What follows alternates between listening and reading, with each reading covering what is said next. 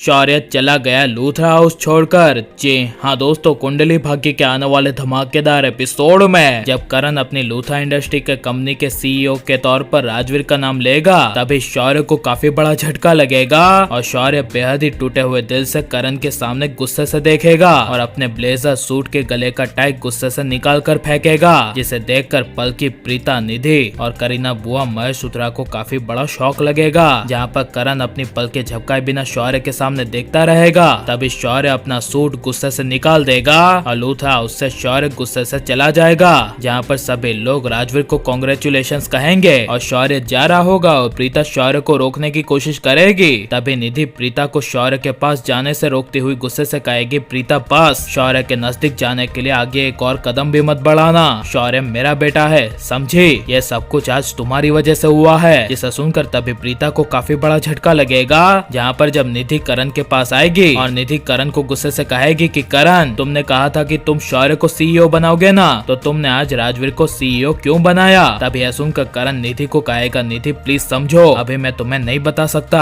यहाँ पर बहुत सारे लोग हैं। तभी निधि कहेगी, मैं कुछ नहीं जानती, मुझे जवाब चाहिए, तुमने मेरे बेटे शौर्य को सीईओ क्यों नहीं बनाया? उस राजवीर को ही क्यों बनाया, जबकि तुमने कहा था कि तुम शौर्य को लूथरा इंडस्ट्री का सीईओ बनाओगे? जिसे सुनकर तभी करण गुस्से से निधि को कहेगा, जाओ यहाँ से, मुझे अभी कुछ नहीं बोलना, कह दिया ना। जिसे सुनकर तभी निधि वहाँ से चली जाएगी। जहाँ पर जब निधि प्रीता से मिलेगी और प्रीता को कहेगी कि तुमने आज देख लिया ना प्रीता, आज तुम्हारे बेटे राजवीर की वजह से मेरा बेटा शौर्य सीईओ नहीं बन पाया। करण ने राजवीर को सीईओ बना दिया। मुझे पता नहीं करण ने राजवीर को क्यों सीईओ बनाया, जबकि करण का बेटा शौर्य है और शौर्य को कंपनी का सीईओ बनना चाहिए था। इसलिए जाओ प्रीता, प्लीज करण को समझाओ कि वो अपने बेटे शौर्य को सीईओ बनाए। जिसे सुनकर तभी प्रीता करण के पास जाएगी और करण को अकेले में कहेगी कि करण, तुमने पहले कहा था कि तुम शौर्य को सीईओ बनाओगे, फिर तुमने शौर्य को सीईओ क्यों नहीं बनाया? जबकि शौर्य को तुम सीईओ बना देते तो तुम्हारे रिश्ते अपने बेटे के साथ सुधर जाते। कहीं कहीं हमें रिश्ते बचाने के लिए कुछ कुर्बानियां देनी पड़ती हैं। तभी वहाँ पर राखी माँ जाएगी और राखी माँ प्रीता को कहेगी, मैं करण की बातों से एग्री हूँ। प्रीता पुत्र, करण ने जो कुछ भी किया वो बिल्कुल सही किया है, अपने आने वाले भविष्य के लिए बहुत अच्छा किया है। मैं करण के इस फैसले से बहुत ज्यादा सहमत हूँ। लूथरा इंडस्ट्री की कंपनी मुझे पता है कि और भी आगे जाएगी। जिसे सुनकर तभी करण प्रीता को कहेगा कि प्रीता,